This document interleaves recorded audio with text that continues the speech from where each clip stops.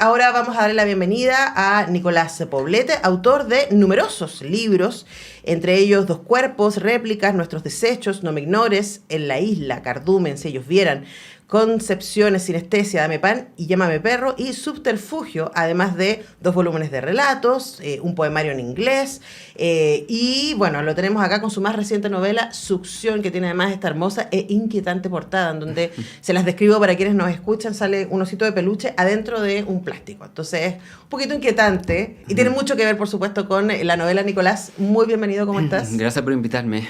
Bien, lo más bien. Feliz con este nuevo hijo. Sí, cada uno es un montón de trabajo. Yo decía antes que quienes pasamos constantemente por la autopista del Sol, habíamos visto antes, porque ahora se trasladó, y de hecho el libro habla de ese traslado, sí. ¿no?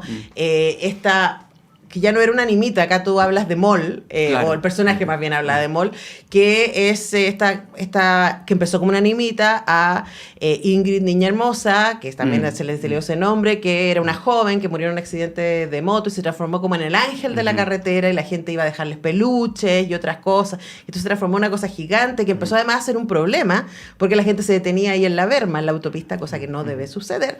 Entonces se trasladó. Y lo que la novela está narrada desde una mujer que conoció casualmente a Ingrid antes de su muerte, muy superficialmente además, y que ella comienza a tener una relación con los padres de Ingrid, ayudándoles en sus proyectos, como un poco como sintiendo la responsabilidad de acompañarles en su duelo. Y durante la novela uno está todo el rato preguntándose, pero ¿por qué esta mujer tiene este vínculo, ¿no? ¿Y por qué le habla a Ingrid, además? La novela está contada como una carta hacia Ingrid. Entonces, siendo ese más o menos el panorama para que la gente entienda nuestra conversación, Nicolás, ¿cómo llegaste a esta historia y qué te interesó de ahí? Bueno, lo que tú comentaste es un buen resumen, digamos, de la trama, podría decirse, de cómo está articulado, porque esta novela, en realidad, la trama es bastante rápidamente resumible. No, es una novela de voz, la describo yo, porque es la voz narrativa la que se impone ahí y, digamos, lleva a cabo estos proyectos que tú detectas ahí. Yo no sabía de esto, pero hace años atrás haciendo clases, yo hacía clases en una universidad y uno de los cursos de lengua y literatura requería la tarea de traer un monumento, un lugar simbólico para ti de la ciudad. Y una alumna llegó con esta nimita, el ángel de la carretera, la nimita en la carretera.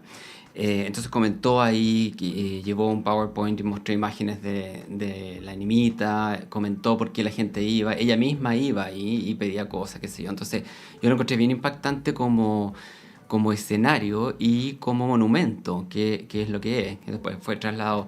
Pero eso fue el germen inicial, por decirte, y luego esto se empezó a transformar en una investigación y después en una narración.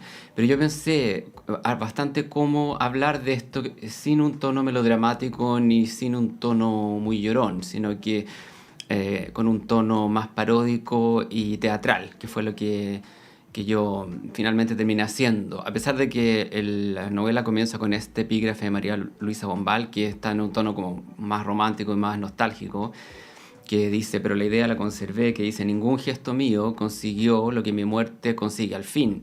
Que esta idea de que generalmente, muchas veces, y esto es muy triste, la acción ocurre post-mortem, ¿no? Entonces tú dices, pucha, qué pena que nunca se atendió a este problema, ¿no? O nunca solamente la muerte, o es lo que vemos también en ciertas legalizaciones, ¿no? Tienen que ocurrir algunas catástrofes para que se legalice en torno a algo urgente.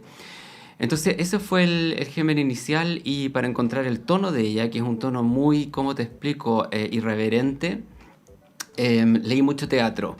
Y una obra que me sirvió mucho, que releí, es Pygmalion, de George Bernard Shaw, donde surge el personaje de Eliza Doolittle, que es un personaje en manos del profesor Higgins, y el objetivo de él y de ella es que ella pase por una mujer de la alta sociedad y modifique su acento, que pueda hablar con el inglés más perfecto. Habiendo sido una florista de la calle. Exactamente. Para la gente se imaginará más Fair Lady. Claro, ¿no? esa es la versión posterior, claro, que con Audrey Hepburn ahí.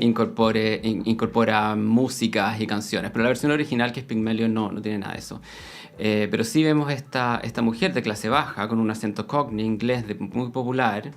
Entonces el objetivo es que ella pase por una con un inglés mejor que el de la reina. Y ella quiere, y hay un momento en el que la bañan a ella en una tina, le empiezan a enseñar modales. Entonces fue un poco ese el referente de qué es lo que está pensando ella, la protagonista, al ayudar a esta gente. Quiere posicionarlos en la alta sociedad, quiere que el emprendimiento de Catherine, que tiene la madre de la niña hermosa, está inspirado en ese caso, saque a flote su emprendimiento, pero subiéndole un poco el pelo, ¿no? Entonces le dice, no, está en panazo, esto no puede estar ofreciendo esto, no tiene ninguna novedad. Acá tú te tienes que subir a la moda de las nuevas tendencias culinarias chilenas, que son todo el esnovismo que vemos día y noche en nuestro país, ¿no? Claro, las espumas de sabores y ese Por tipo de ejemplo, cosas. claro. Ahora, Nicolás, voy a dividir un poco tu respuesta, ¿no? Porque el libro efectivamente tiene estos como dos caminos paralelos que van. Uno que es muy fascinante, que es la reflexión respecto a la fe popular, uno diría. Y uno se pregunta, y tampoco lo explicas en el libro, uno ve más bien el efecto, no el origen, de en qué momento esta mujer se transforma en una santera. O sea, en qué momento la gente empieza a sumarse y a dejarle regalos y a pedirle cosas, pero también a agradecerle cosas y a instalar su fe en este espacio que es pagano, claramente, ¿no? No es una santa reconocida por la iglesia. O sea, y que está ahí, ojo, o sea, y si ustedes pueden verla ahora en su versión formal, que tiene una entrada más controlada, en el camino ahora está de oriente a poniente. Antes estaba de poniente a oriente, la entrada para el santuario de Ingrid, la niña hermosa. Y es muy interesante ver cómo se institucionaliza algo que empieza siendo muy, digamos, popular y que nadie sabe cómo empezó. Y tampoco lo explicas. Es como, ahí está. ¿Qué te interesó de ese fenómeno también? Bueno, yo eso lo encuentro fascinante. Yo no soy religioso, pero tú sabes que esto es una realidad neurológica. En todas las culturas hay algún tipo de religión, ¿no? Nosotros tenemos un espacio psíquico que debe ser llenado con algún tipo de espiritualidad, no necesariamente una religión convencional como la católica, la judía, etcétera, sino que con un componente espiritual que es muy importante para tu vida. Entonces, porque la diferencia entre religión y espiritualidad es que en la religión tú tienes las respuestas, en la espiritualidad tú estás cuestionando cosas, ¿no? No tienes las respuestas. Entonces yo creo que para mucha gente la religión no alcanza o resulta muy insuficiente como para saldar tu necesidad espiritual.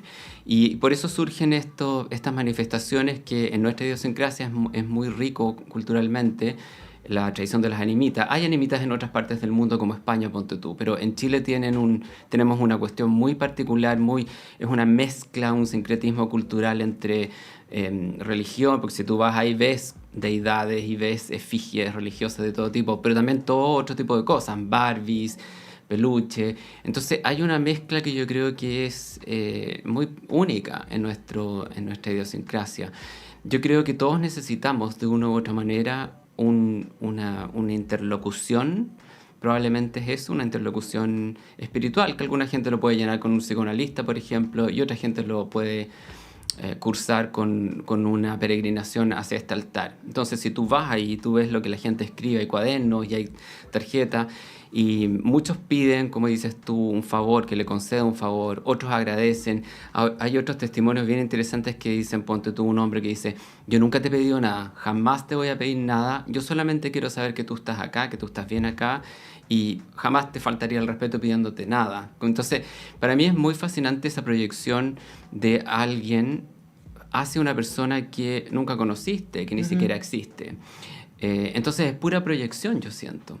Gente que pide, por ejemplo, un tratamiento médico, gente que pide, mi negocio está quebrando, necesito que me ayude, o un caso de una mujer que dice, oye, mi hija está a punto de dar su examen de derecho, pero hay un profesor que la tiene súper mala y necesito que me eches una mano para que ella pueda conseguir este título.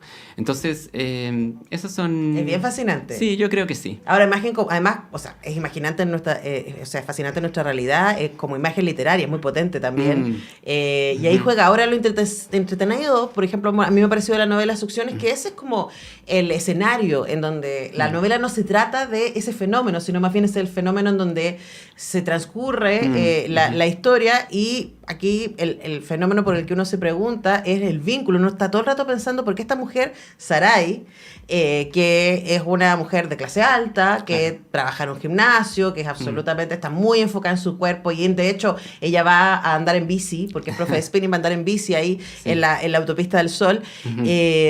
Porque ella toma este proyecto de hacerse cargo un poco de que los papás de Ingrid, los deudos, puedan tener una mejor calidad de vida. Y ahí conocemos un poco su propia historia. Ella no aparece la mamá, está el papá, que tiene además una relación erótico-afectiva con el jardinero. Claro.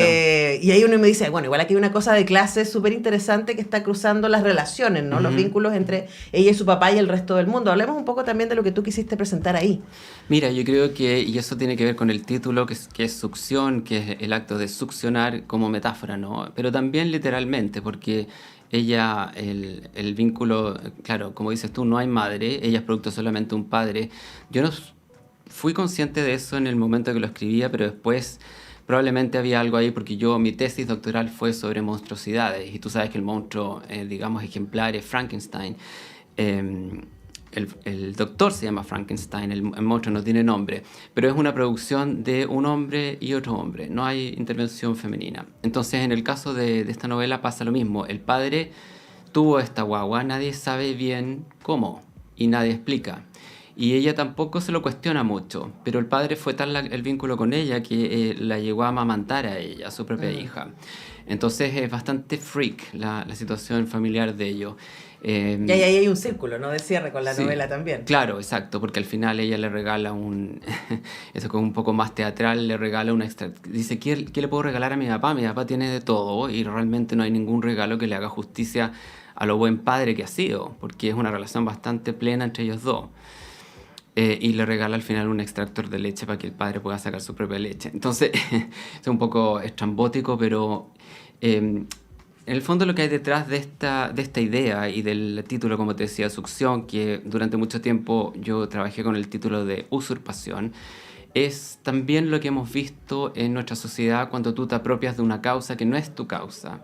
Entonces, como un tipo de oportunismo, ¿no? Lo vimos mucho en el estallido social, por ejemplo, lo vemos mucho en los chaqueteos de gente que circula entre partidos políticos, por poner ejemplos de esa esfera. Pero yo creo que ella, claro, es como, ellos son unos filántropos medio excéntricos y tienen en la mira ciertas víctimas, ciertas presas que van a recibir su ayuda, ¿no? Entonces es como, a ver, hay una cuestión muy jerárquica, cuando dice, yo te voy a ayudar a ti. Pero a mi manera. Claro. Y te voy a transformar en lo que yo quiera. Ahí viene el Pigmalión, ¿no? Porque claro. Betty, la mamá de Ingrid, ella tiene su cocinería, ella hace empanadas, etcétera. Y llega Sarai y le dice, no, esto ya no va, vamos a hacer esta otra cosa. Se me va el tiempo, Nicolás, y lo último que te quiero preguntar, yo no dejaba de pensar en que la protagonista, esta chica de clase, ¿cierto? No sé qué, se llama Sarai, y Dios le pone el nombre de Sarai a Sara cuando se ríe de la posibilidad del milagro que ella, siendo una mujer avanzada, pueda tener hijos de Abraham, ¿no? Esto está en la Biblia, en el Antiguo Testamento. Yo no podía, ahí se me sale el pasado canuto de estudios bíblicos que una tiene, y yo no dejaba de pensar en esta imagen de Sarai, que es la que no cree en milagros y no puede tener hijos, finalmente sí tiene, pero ¿cuánto tiene que ver eso también con esta obsesión de delegar, ¿no? Y de ser hija, porque de ahí ella va a tener hijos a través de Agar, eso es lo que dice. Bueno, y ahí viene el conflicto israelí-palestino, la base profunda, mítica por lo menos. Sí. Entonces, ¿cuánto de eso también tiene que ver un poco con este personaje que delega un poco los afectos, ¿no? hacia otros lados? Sí, eso es verdad. Ella tiene un poder, tiene mucho poder y control. Ella no es muy consciente de su autoritarismo, pero tiene mucho poder y control y claro, ella, en lo que tú dices, se conecta con el entorno en el que ella vive. Ella está rodeada de puros hombres, pero estos hombres son todos medio femeninos y todos se han hecho la vasectomía. Entonces ella necesita controlar no solamente el circuito y la población y a los hombres de los que está rodeado, sino que también está en este camino un poco más...